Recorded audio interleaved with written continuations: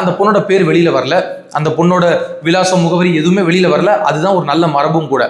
ஆனாலும் அந்த குடும்பத்துக்கு எவ்வளவு பெரிய ஒரு பேரிழப்பு, இது வாழ்நாள் துயரம். அந்த பொண்ணுக்கு இதுக்கப்புறம் மென்டலி எவ்வளவு தூரம் டிஸ்டர்ப் ஆகும்.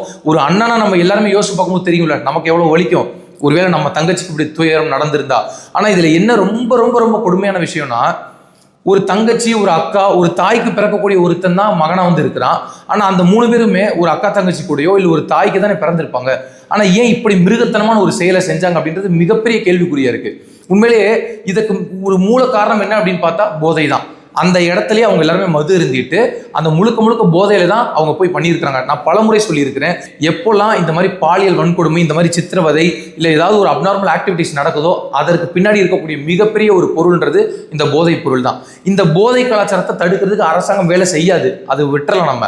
ஆனாலும் இதுக்கப்புறம் அரசாங்கம் நமக்கு பாதுகாப்பு கொடுக்குதோ இல்லையோ, ஆனா நம்மளை எவ்வளவு தூரம் பாதுகாத்துக்கணும் அப்படின்றது ஒரு விஷயம் இருக்கு. இன்னைக்கு அந்த பொண்ணு வந்து அவங்களுக்கு பாதிக்கப்பட்ட விஷயத்தோட நிறுத்தாம இருக்கக்கூடிய எல்லா மாணவிகளுக்கும் ஒரு மிகப்பெரிய ஒரு அவேர்னஸை கொடுத்துட்டு போயிருக்காங்க.